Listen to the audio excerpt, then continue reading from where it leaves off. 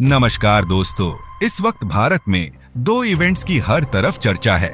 एक तरफ प्रयागराज में 144 साल बाद लगने वाला महाकुंभ आयोजित हो रहा है, जिसमें सिर्फ 8 दिनों में 10 करोड़ लोग आ चुके हैं। अमेरिका से लेकर रशिया, जापान और पूरे यूरोप का मीडिया उसे कवर कर रहा है, जहां स्टीव जॉब्स की बीवी से लेकर भारत के सबसे रईस इंसानों में से एक गौतम अडानी तक आस्था की डुबकी लगा चुके हैं। जहां आए लाखों विदेशी श्रद्धालु कुंभ की वाइब्रेशन देखकर, उसका स्केल देखकर पगला गए हैं। वहीं दूसरी तरफ हमारे ही भारत देश में इन दिनों कोल्ड प्ले के कंसर्ट्स भी हो रहे हैं। अब आप भी सोचेंगे कि भाई, महाकुंभ और कोल्ड प्ले कंसर्ट का आपस में क्या लेना देना। दोस्तों, मैं ये कंपैरिजन क्यों कर रहा हूं, मैं इस पर भी आऊंगा। लेकिन ये भी फैक्ट है कि देश का एक बड़ा सेक्शन कोल्ड प्ले के इन कंसर्ट के लिए बावला हुआ पड़ा है। मुझे याद है सितंबर में पहली बार जब इस कंसर्ट के लिए ऑनलाइन बुकिंग शुरू हुई थी, तो इतने लोग बुकिंग करने आए कि साइट ही क्रैश हो गई। पूरे सोशल मीडिया पर ऐसी पिक्चर्स वायरल हुई जहां एक बंदा 5-5 मोबाइल और 3-3 लैपटॉप लेकर टिकट बुक करने की कोशिश कर रहा था। लोगों के इसी क्रेज के चलते कोल्ड प्ले की साथ 3000 की टिकटें भी 1 लाख तक ब्लैक में बिकी। मुंबई के डीवाई पाटिल स्टेडियम में जहां ये कंसर्ट था, उसके आसपास कुछ बड़े होटलों ने 30 दिन का 5 लाख का किराया लिया है। कुछ होटलों के रेट 1000% तक बढ़ गए। अहमदाबाद के नरेंद्र मोदी स्टेडियम में जहां 25-26 जनवरी को ये कंसर्ट होने वाला है, वहां भी होटल वाले 3 दिन के लिए 1 लाख तक ले रहे हैं। मुंबई अहमदाबाद के फ्लाइट की टिकट आज दुनिया के सबसे बड़े म्यूजिक बैंड का कंसर्ट भी हो रहा है। दोनों ही अपनी अपनी जगह बहुत जरूरी है। महाकुंभ से लेकर जो जनता की दीवानगी है, उसे तो एक्सप्लेन करने की जरूरत है नहीं। लेकिन कोल्ड प्ले कॉन्सेप्ट को लेकर अगर भारत का एक यूथ इतना पागल हो रहा है, तो हम उसे भी समझ सकते हैं, क्योंकि कोल्ड प्ले को लेकर पूरी दुनिया में यही पैशन है। अब आप पूछेंगे कि भाई, अगर दोनों अपनी अपनी जगह सही हैं, तो फिर प्रॉब्लम क्या है? ये वीडियो बनाकर अपना और हमारा दोनों का टाइम वेस्ट क्यों कर रहे हो? इस पर मैं यही कहूंगा कि मेरे को कोई प्रॉब्लम नहीं है। दोनों ही जगह लोग अपने अपने इंटरेस्ट से जा रहे हैं। दोनों ही इवेंट की वजह से हजारों करोड़ का रेवेन्यू भी जनरेट हो रहा है। तो प्रॉब्लम क्या हो सकती है? ये कंट्री के लिए अच्छा ही है। हाँ, लेकिन फिर भी कुछ चीजों को लेकर मेरा ऑब्जेक्शन है, या यूं कहे कि वो चीजें मेरे को हैरान करती हैं। मैं यहां कोई हवाई या इमोशनल बात नहीं करने वाला। हेलो, अगले कुछ देर में जब मैं आपको कुछ आर्गुमेंट दूंगा ना, तो आप खुद डिसाइड नहीं कर पाओगे कि इन बातों पर ताली पटनी है या अपना सर पीटना है। और ये सब बातें आपको ये सोचने पर मजबूर कर देंगी कि यार, कहीं ये गलती मैं भी तो नहीं कर रहा था। लेकिन इससे पहले कि मैं उन बातों पर आऊं, आपको बता दूं, जैसे महाकुंभ में लाखों लोग एक जगह इकट्ठा होकर अपने आप को पावन कर रहे हैं। महाकुंभ और कोल्ड प्ले कंसर्ट को लेकर भारत के लोगों की दीवानगी एक साथ देखता हूं ना, तो कुछ चीजें मुझे हैरान करती है।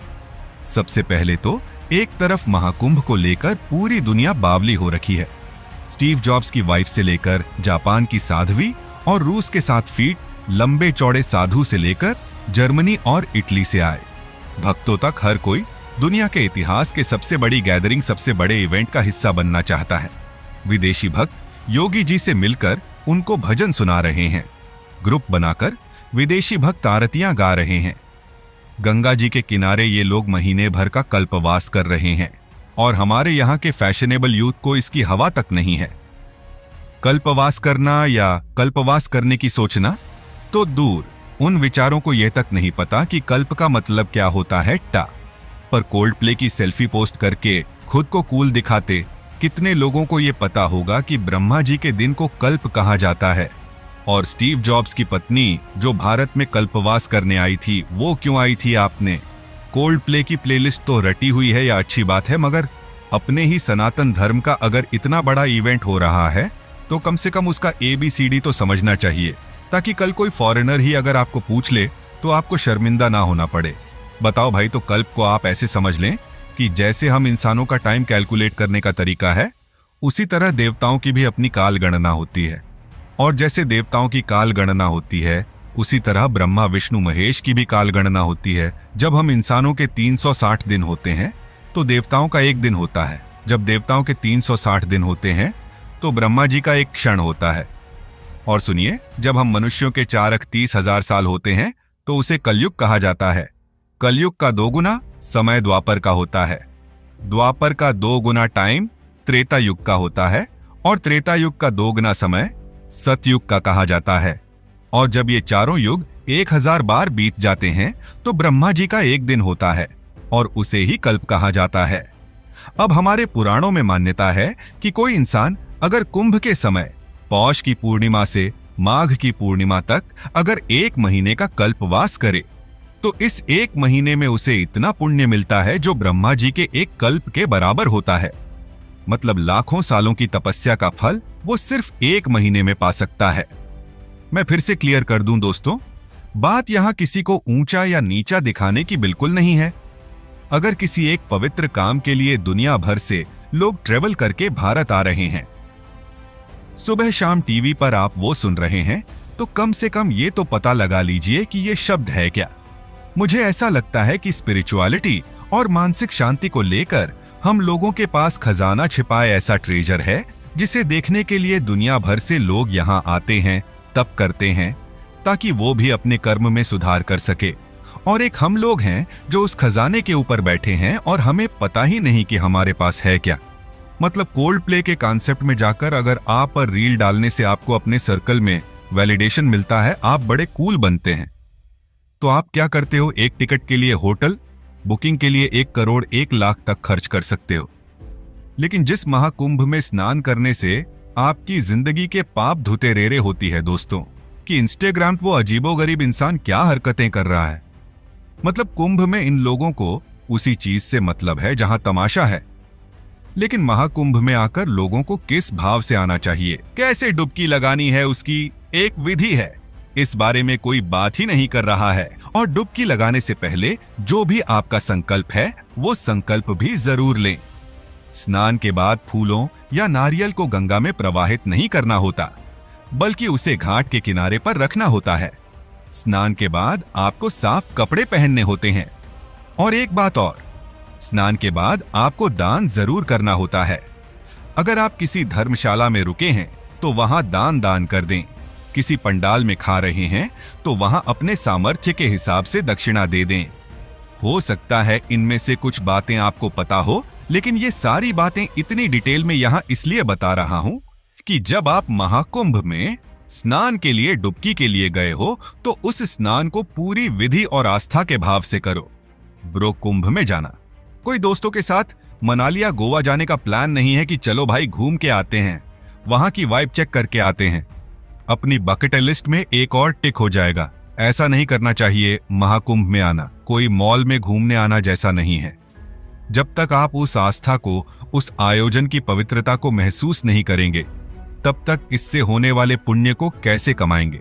बताओ, पुण्य कमाने से भी ज्यादा जरूरी है उस आयोजना की डिग्निटी, उसकी गरिमा बनाकर रखें, उसे टूरिस्ट स्पॉट ना बनाएं। भैया, हिंदू धर्म से जुड़ी हर चीज इतनी साइंटिफिक है। आप इस बात का अंदाजा इसी से लगा सकते हैं कि कुंभ या महाकुंभ का आयोजन तब होता है जब अलग अलग ग्रह विशेष स्थितियों में होते हैं। आज के साइंटिस्ट इस बात से हैरान हैं कि आज तो हमारे पास अलग अलग ग्रहों की एग्जैक्ट मूवमेंट और लोकेशन पता लगाने के लिए बड़े बड़े टेलीस्कोप या सैटेलाइट्स हैं। लेकिन कुंभ का आयोजन तो हजारों सालों से हो रहा है। उस वक्त भारत के आर्य मुनि या भारत का ज्योतिष शास्त्र इतना एडवांस कैसे था कि वो ग्रहों की पिन पॉइंट पोजीशन पता लगा लेता था। मुझे हैरानी है कि आज पूरी दुनिया इस पर चर्चा कर रही है, मगर हमारी यंग जनरेशन के एक बड़े सेक्शन को इससे फर्क ही नहीं पड़ता। आपको पता है, स्टीव जॉब्स भारतीय योग गुरु परमहंस योगानंद जी के बड़े प्रशंसक थे। वो उनके इतने बड़े प्रशंसक थे कि जब उनकी इच्छा थी स्टीव जॉब्स की कि उनके अंतिम संस्कार में शामिल होने वाले सभी मेहमानों को योगी परमहंस योगानंद जी की मशहूर किताब ऑटोबायोग्राफी ऑफ योगी की कॉपी दी जाए। आपको जानकर हैरानी होगी कि उनके अंतिम संस्कार में जब ऑटोबायोग्राफी ऑफ योगी बांटी गई तो भारत में इसकी सेल कई गुना बढ़ गई। इसके कई एडिशन हाथों हाथ बिक गए और आज भी ये बुक हजारों कॉपियां एक साल में बेच रही है। मतलब परमहंस जी वही थे, उनका योग भी वही था, उनका जीवन भी वही था। लेकिन हम भारतीयों को जब ये पता लगा कि अच्छा स्टीव जॉब्स भी उनके फैन थे, तब जाकर हमारे यहाँ बहुत सारे लोगों ने उनकी सुधली नियम करोली वाले बाबा जी की महिमा के तो सभी प्रशंसक हैं। हम सब उनके भक्त हैं। बहुत सारे भक्त पहले भी थे, मगर भारत में एक बड़े सेक्शन ने तब उनके आश्रम में जाना शुरू किया जब उन्हें पता लगा कि अच्छा स्टीव जॉब्स और मार्क जकरबर्ग भी उनके आश्रम में गए हैं। अच्छा विराट को बोली भी गए थे, मैं ये नहीं बोल रहा हूं कि ज्यादातर भारतीय ऐसे हैं, मगर फिर भी यंग लोगों में एक बड़ा सेक्शन ऐसा है जिसे अपनी चीजें तब तक इज्जत देने के लायक नहीं लगती जब तक उन्हें ये ना पता लग जाए कि बाहर का कोई बड़ा आदमी भी इस भारतीय गुरु या इस भारतीय चीज का फैन है। मतलब अभी भी वेस्ट का वैलिडेशन चाहिए। चाचा आपको हेलो, और यही मेरा आज की वीडियो बनाने का मेन पॉइंट था। ठीक है भाई, तुम्हें लाख लगाकर कोल्ड प्ले का कॉन्सेप्ट देखना है, देखो 2 लाख 1 लाख की टिकट लेनी है, प्लीज लो। आप पर रील बनाकर कूल बनना है, अपने सर्कल में नंबर ऑफ पॉइंट्स कमाने हैं, कमाओ, लेकिन भगवान के लिए थोड़ा टाइम निकालकर उस महाकुंभ को भी समझ लो जिसे देखने पूरी दुनिया भारत आई हुई है। थोड़ा टाइम निकालकर समझो कि हमारा कल्चर क्या है, सनातन की ताकत क्या है, हमारे धर्म के पीछे का साइंस क्या है, क्योंकि सारी दुनिया शांति की तलाश में हमारे यहाँ आती है।